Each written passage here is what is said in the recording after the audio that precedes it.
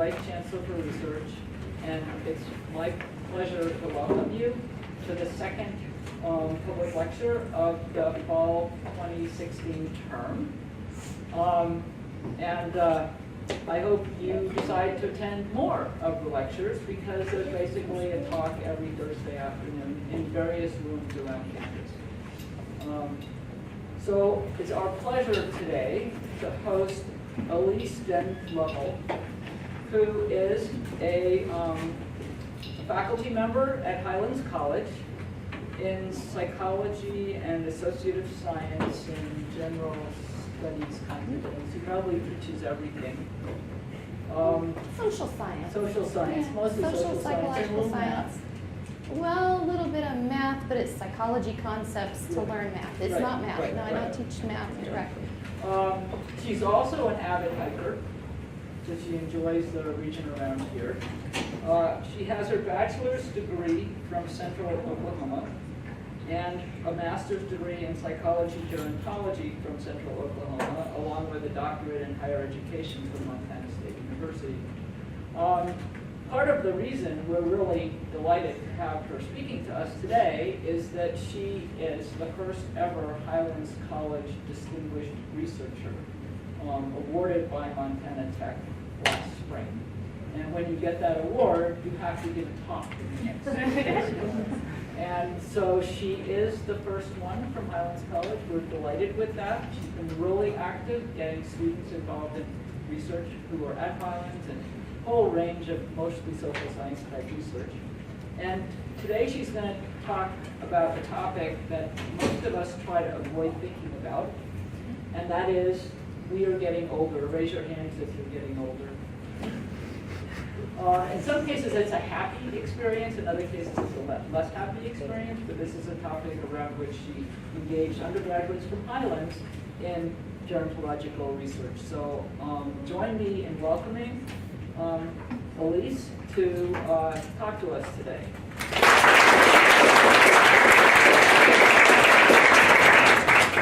Okay. So what we are going to talk about today is specifically research with undergraduate students that's related to gerontology and aging. But before I get into that presentation, I would like to acknowledge a couple of people that are very pivotal in the research that we do here, whether it's at Highlands College or at Montana Tech. Bev Hartline, that is the director of our research programs, has been very instrumental in pushing me along as far as pushing me to write a grant and to try some different areas of research interest. And so Dr. Hartline is very helpful to our faculty and organizing us with the research. Now at Highlands College we have Dean Garrick, and he has been also very instrumental in promoting research, particularly for undergraduate students at Highlands College. But he has a much more important role than being the dean at Highlands College. This guy is the love of my life. And yeah, that is his serious responsibility. So now as we proceed to the presentation, you will notice that we've got me as a researcher on the presentation, but we also have 10 students that were involved in this research. And there are 2 publishings that have come out of this research in peer-reviewed journal articles, so all 11 of us are researchers on this project. And so Cara Severa, if you could just stand for a moment, she is one of the researchers, and then also Michelle Davis is another researcher on the project. So if we can get them a hand too. And then the last person of our research team that I would like to acknowledge, that is here. I saw her. Well, Raven, there you are. You were there. Yeah. Okay, so this is Raven Scott, and she helped with the students in this project all did interviews, and Raven did all of the transcribing of the interviews. And where is Danny? He left. Danny left. Danny is about a year and a couple of months old, and Danny often helps in our office too. Raven is my work study student. Okay, so that's our team that project. Now, let's go ahead and get to the project. So, I'd like you to take a look at this quote, the kind of mauve-colored quote. As you read that quote up in the right-hand corner, how many of you can agree with part of that quote or all of that quote? Okay? So we're looking at a majority of hands that can resonate for you. The author of that quote was Ms. Z, who was 103. I would like to suggest that we consider looking at people as individuals and try to take off that age label. Look at the common ground we all have in that quote. So as we look at the purpose of this study, what I really wanted to do was engage my students in gerontology, that they would have fun and that they would be excited about the process of learning about aging. And so I wanted to look at the connectedness that they had to the learning, and then also to look at the actual research with our participants, with the aging participants that we interviewed. And one thing that was very important to me was that students would learn the reminiscing techniques, and then also that they would understand the empowerment of research with particularly field experience, going out into the communities and conducting interviews. So that was the purpose of the study, to see how was that experience that the students had, and then what did the participants have to say that were in the study. So I conducted what's called a literature review. A literature review is basically you look at the research that has already been done, the research that is out there. And I looked at 3 categories. One, I wanted to see what is the interest level of students to enroll in gerontology coursework in the first place, and what do they think about employment in gerontology, and then this idea of ageism, and then lastly to look at the idea of research and how does that impact their learning. So here's what the literature showed me. Bottom line, not many students want to enroll in gerontology curriculum. They would actually prefer other electives. I don't understand that. I do not get it. But that's what the research shows. Now, when you combine that students do not want to enroll in gerontology very often, and you think about what's happening in our demographics and our populations, can we all agree that for those of you that are students in this room, you really want to get a job when you graduate? Yeah? So the demographics, when we look at getting a job, what we know today is by 2020, there are going to be more 65-year-olds than there are 5-year-olds. This is a first ever in our history of the United States. First time ever. So if you want a job, are you more likely to get a job with a 5-year-old or a 65-year-old? Yeah, so if you want a job, you might consider the gerontology. When we look at ageism and we look at anxiety about aging, culturally we know that in the United States, many people have anxiety about aging. We know also from research that if I have anxiety about my own aging, then there is a high likelihood that I'm going to participate in what's called ageism. So bottom line, if you enroll in gerontology courses, it can help you to understand what ageism is, and it can help you to feel better about your own aging. Also, in looking at the research, there are experiences that students have in field experiences. They go out and work in field. But when we look beyond the field experience, what we find is that often it's graduate students. It's not so often undergraduate students that we see field experiences in gerontology. So as we look at connectedness to community, the research is overwhelming that if students are involved in research, they're more connected to what they're learning. They have a confidence, they have a deeper understanding, stronger reasoning, critical thinking, many positive variables when we incorporate research for students. Also, when we look in the social sciences, this has been done to a fair degree, but again, we're looking at more graduate students than we are undergraduate students. So, the methods section, this is basically a roadmap of how you make your study work. This is a roadmap to explain to someone that wants to read about your study. Maybe they want to replicate your study. Maybe they want to go ahead and create a study like yours. You need to explain in the methods section how you did it so that they can understand. So to begin with, I formed a community partnership with actually several different senior housing, several different senior settings. For this study, there was one retirement community that had independent living housing and assisted living housing that the residents participated. This study is a mixed method study. What that means is it's got qualitative analysis and it's got quantitative analysis. Qualitative analysis in this study was interviews, face-to-face interviews that were then recorded. And then for the quantitative piece, I've got a couple of assessment measures that the data was numbers. So with qualitative, the data is the quotes and what people are saying. Quantitative, the analysis is numbers. And when we look at specifically the assessments, we had interviews that were the qualitative piece. And in these interviews, what the students did, they came back to the classroom. They had jotted down some of their quotes listening to their recordings.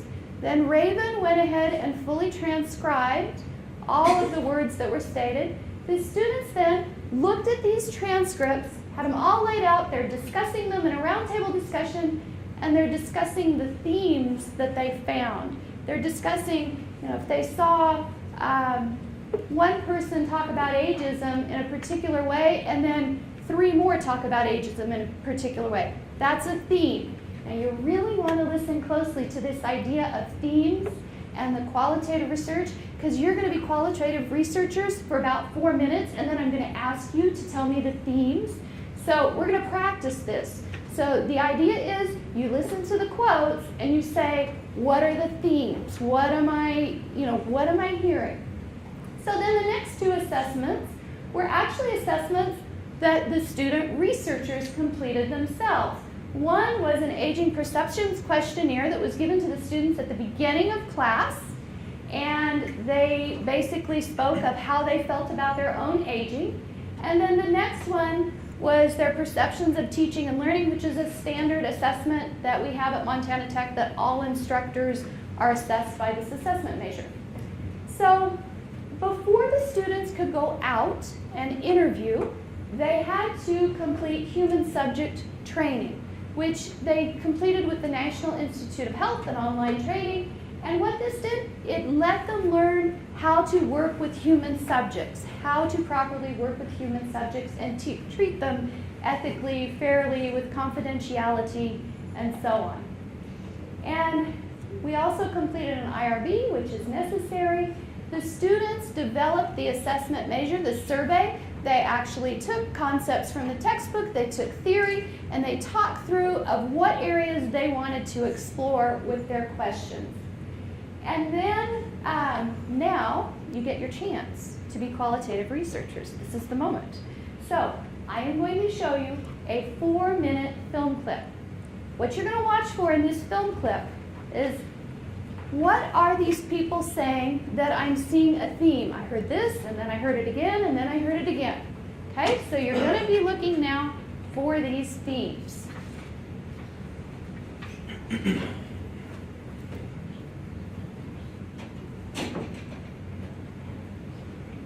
Oh, and the other thing was when I suggested to you at this dinner that you go back behind the camera again, and that we should explore this in a documentary, you said, well, I can't possibly do that. I have to finish my book.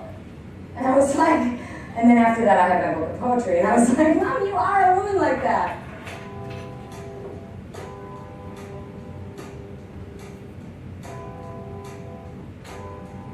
I find time to be fascinating. When does old happen? Old to me means enriched, knowledgeable, beautiful, soulful. That's what old means to me. here we are, departing Chicago. Our flight got delayed, and so we ended up having an amazing, unexpected day. I gotta tell you, I'm an extraordinary woman. I'll be 81. But I have to say, I never felt old. A little while ago, you said something about this moment was one of the most wonderful moments of your life. They said, you're a sex symbol. Oh, my goodness, am I? You've been in love every moment of it. You've done a lot of things, you've been a lot of places. Do you think much about the end of life? It's not the end of everything. It's a new beginning. The same thing is exciting now as what was always exciting all my life. Love, sex. Where's my glasses? God, Mom, I'm doing you right now. I'm doing your babe. I can't. I'm sorry, I offended you. But the truth is, I will never be more proud of it. I am a woman like that. And then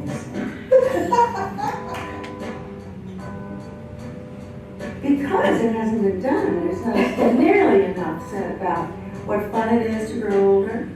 Oh, well, I can call kids sometimes and say, well, kid, your mother is getting there.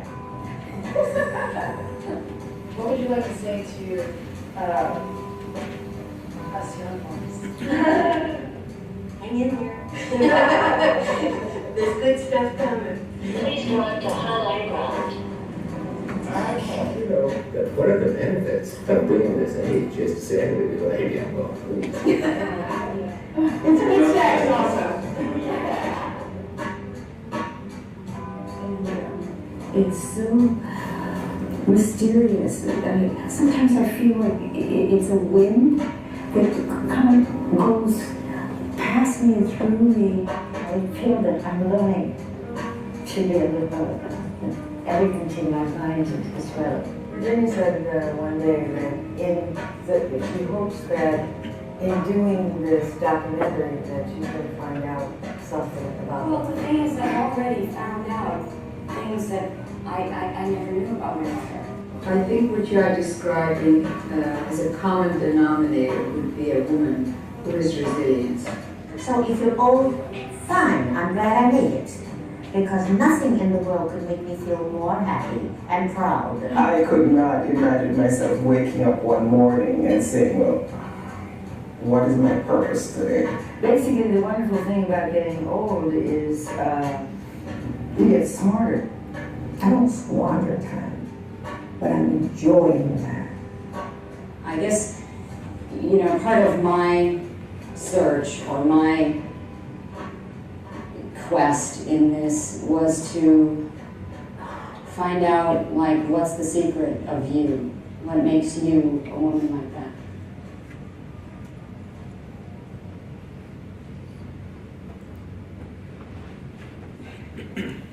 All right. So, now you've all become qualitative researchers. What are some themes that you saw kind of surface? Yes. I really noticed that throughout everyone's talking, they were constantly referring to benefits and enrichment of older age, and how you learn more about yourself, and it's like a more refined time of your life. Okay, great. What else?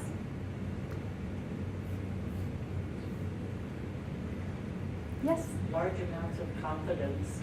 Yes. Very powerful. And they would grasp the power of just being human. Where we all want to go someday is that power. Okay. I didn't get the sense that there was so much reflection as there was that most of them were still looking forward, still focusing on the future. Yes, looking forward, looking to what's coming, what's on the horizon. It's not looking back. So much to look forward to. Yes. Yes. Contentment. Yeah. Is there a reason why there's no men interviewed? Well, the numbers do change, and The numbers, they do, the women, there are more of them. But I don't know of this, the woman that was conducting this study, she actually has gone ahead and promoted it to a full documentary. This is just a glimpse at the documentary. But I don't know. I don't know why she chose to focus on women. Well, I don't think I'm going to repeat that. But do you want to say that a little louder? I said men might tend to get grumpy as they get older.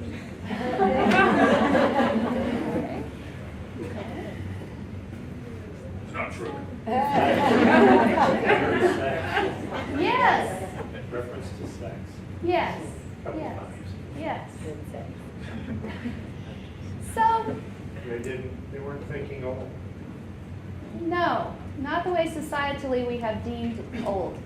So, of that clip, of that glimpse, was there something that challenged the way you came into this room thinking? Did it alter your perception just a little bit? Yeah. Okay, I see a lot of head shakes. Okay, good. Good.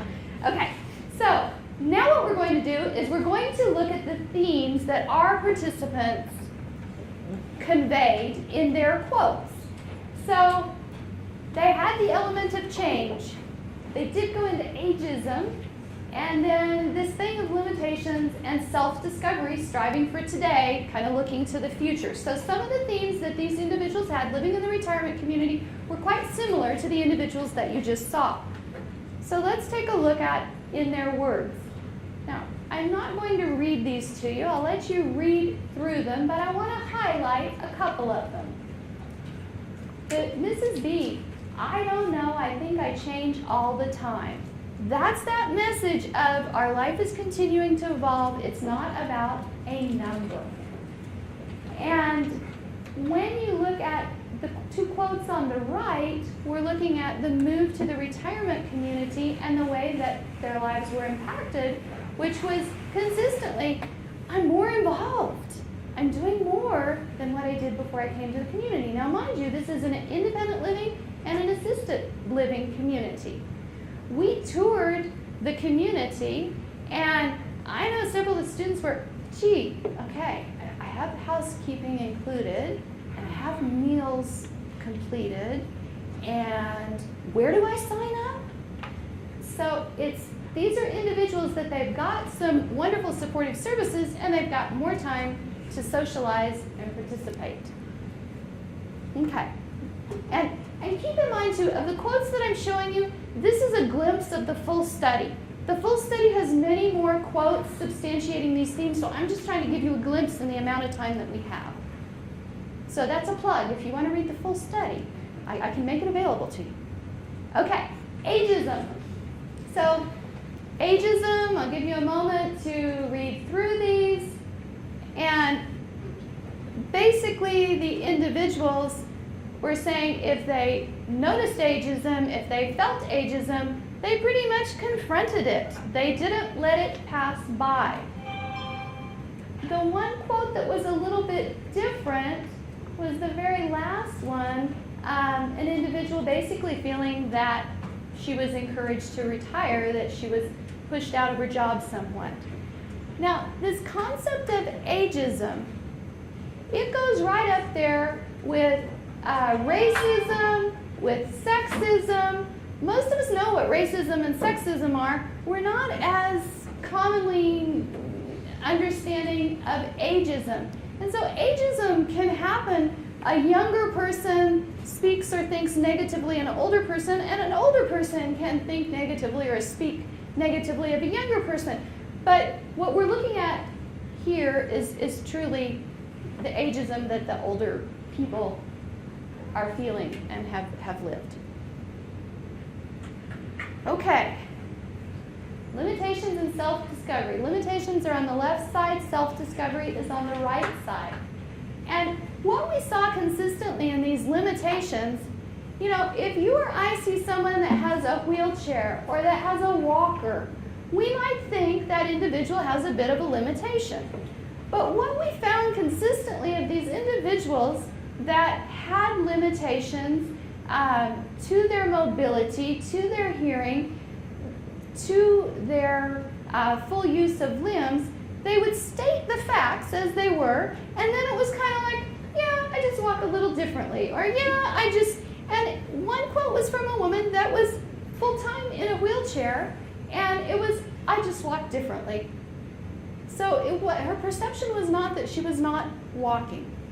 When we look at the discovery, some did describe life through their kids, but the very last quote, and some of you to the back may not be able to see it, skydiving is a lot of fun.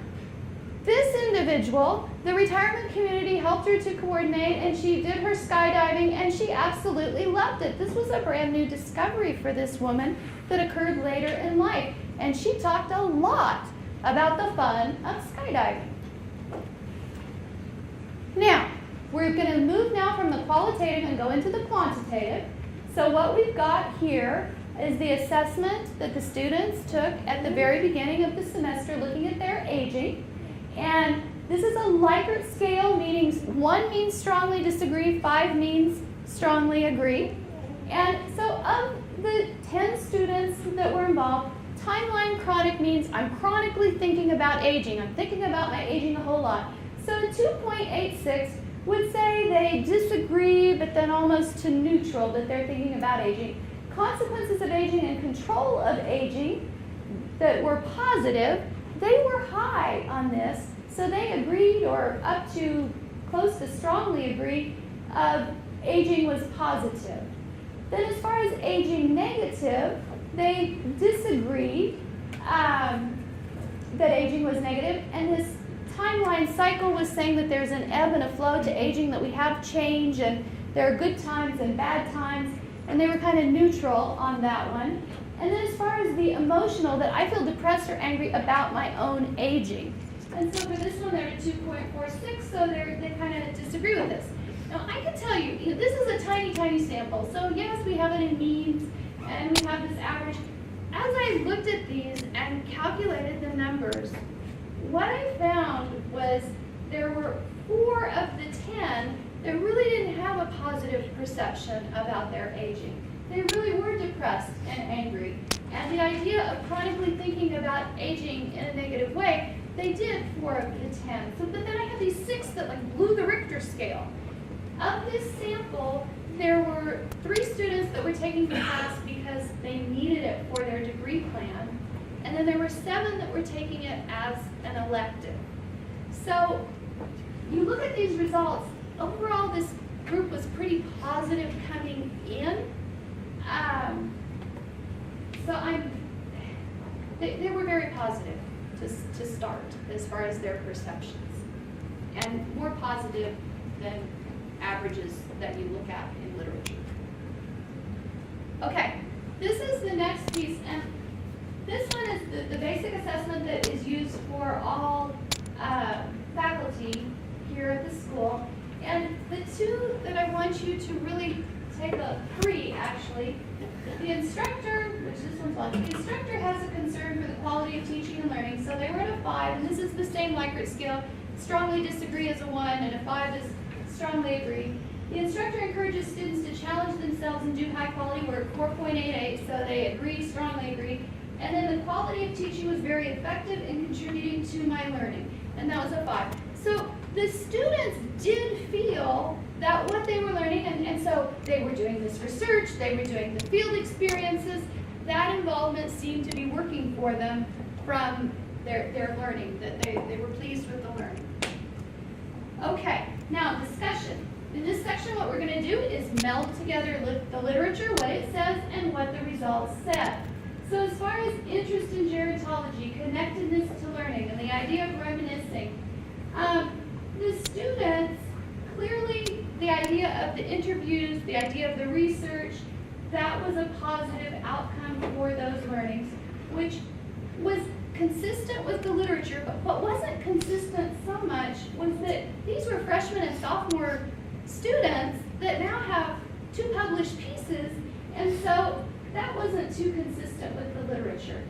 And of the students in this class, they did a superb job quickly realizing that aging is not about working in only healthcare. Although healthcare is a part of services that older people need, it doesn't stop there. And so these individuals had areas of discipline that were business, art, social work, substance abuse, counseling, and technology, and they got it. It resonated.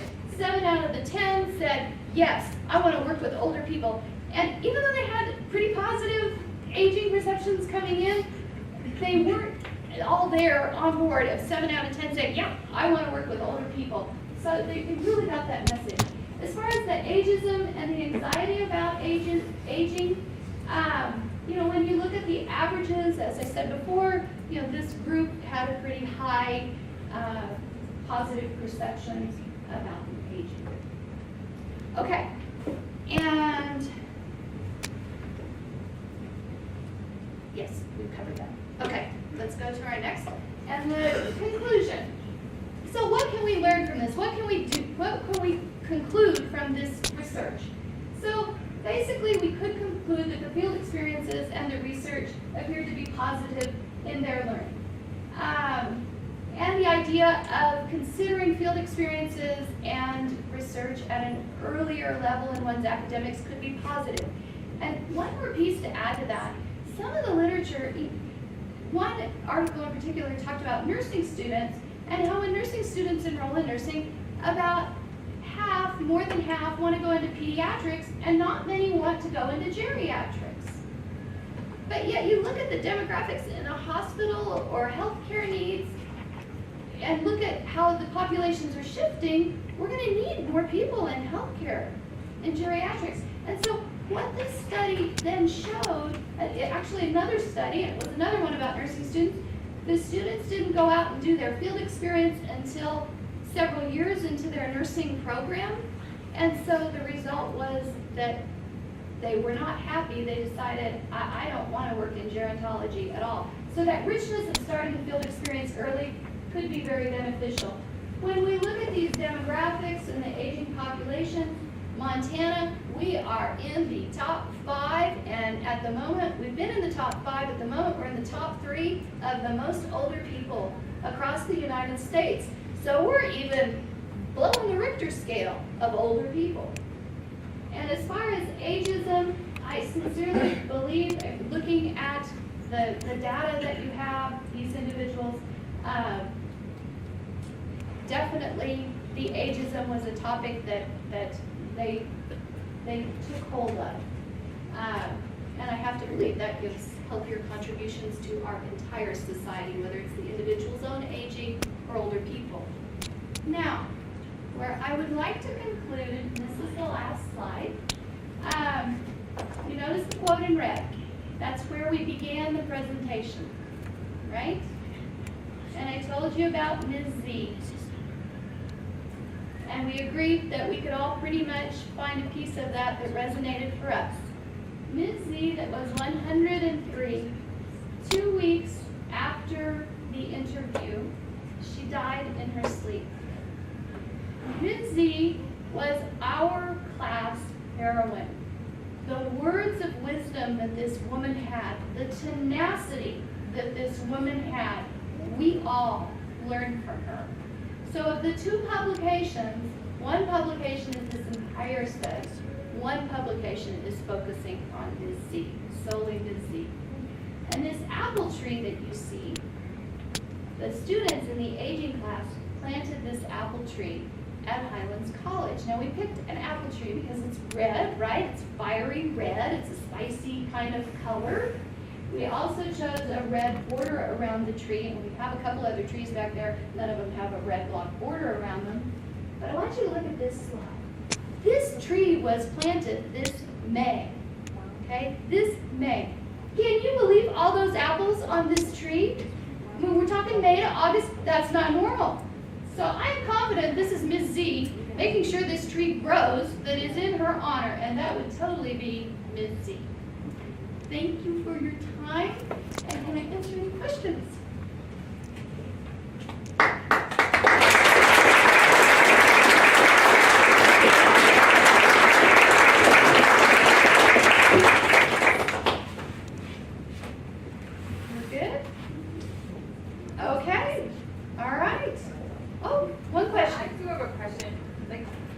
talk about how the interaction between the age groups is so beneficial for students to learn, and well, I mean, just how it benefits the community, how it would benefit the community just by seeing what it does for the students. How do you make this a community project? Is there any way to do that? Well, On a larger scale, because this was just 10 class students, right? So how would this be something that could be done on a larger scale to have some kind of community project like this? Is well, that I would like possible? to challenge you, who is just the second week in the aging class, that maybe the students coming out of the aging class could go into forming community partnerships. You'll know how to do that when you graduate, when you complete this class. You'll know how to do that. So I think that's how we get more people out and more education. So Elyse, Yes. simplistically, to me, your study had two dimensions. It had the dimension of engaging the undergraduate students, Yes. who probably had a broad range of ages themselves. They They weren't did. all 18 to 20 years old. No. Okay? They had a broad range of ages, and some of them had family responsibilities, some of them might not have. And then the other dimension was studying and learning from the older people that you work with. If you think about that, I don't know what you expected to get out of this study in the course, but I would be interested in hearing your thoughts on what was the most surprising, and whether the dimension of learning from and interviewing and studying the aging people, or the dimension of engaging the undergraduate students you thought was a richer. Okay. I think so I'm going to speak on the behalf of my students. I think the richest part of this for them was when we were going over the transcripts and going over the quotes and developing the themes, in that there were literally points that there were tears in eyes, as there would be a, oh my gosh, look at that. Oh, do you see that? I think that was the deepest element of the learning. And then I think it was by chance that we happened to have Ms. Z in our group, and the richness that conveyed, and the understanding that who knows from one moment to the next, and we all need to live it as fully as possible. That would be, okay. And I'm getting a head shake, yes. And I'm getting a maybe. Okay, so maybe I got it, and definitely, yeah, we have partly. I have two questions. First, with your qualitative interviews, do you know of any potentially cross-cultural research that's been done along these lines about people's views of aging as they're older from different cultures? And also, do you know of any type of study that is similar but longitudinal in nature? So I would assume that it would have to be done quite some time ago, but people's appraisal of themselves as they go through different phases of life and their condition. I'm just curious what you know about that. Yes and yes. Okay. Yes, it has been done in other cultures and looking cross-culturally, and yes, there are longitudinal studies looking at the aging and the ageism. Yes, and I would be happy to share that. Yeah. Yeah. So talk a little bit about that, like the different cultures. I mean, The are people difference in optimistic in cultures. all cultures? Right, Or? if you look at the United States, and then you look at the Middle East, if you're older, you are what culturally we see as a younger person, okay, would be the difference. In the Middle East, if you're older, it is genuine and sincere that you are revered for your age. You are the pillar of the community. You are respected. You are sought after. That is what is the Middle East. And then when you look in the United States, youth is what is more revered and sought after. So that's very different. Except in Native American communities in the That United would be States. true. That would be true. And Asian. Elder. And Asian. Elder would be more respected in some instances, I would say. I think, yeah, I think that would be true. But I think it depends on if the elder is living with a traditional family unit or if the elder is living in mainstream society. I think we might find differences but culturally, yes, the base of it would be, yes. It would be, sorry. Uh-huh. Would doing life histories of one's own parents and grandparents help also in being able to deal with your ideas about aging? Absolutely, and thank you so much for that question. My mother passed away 2 years ago, and I sat down and did an interview with her and recorded it and fully transcribed it, and I am so thankful that I have that today on just a personal note. And to be able, when you interview someone that you know, a loved one, a family member that is older than you, oh my goodness, you learn things about them that you just didn't know. And some of their convictions of life. And so absolutely at a personal note and then beyond. But yeah, it's one of the richest interviews I have. Yeah. Thank you.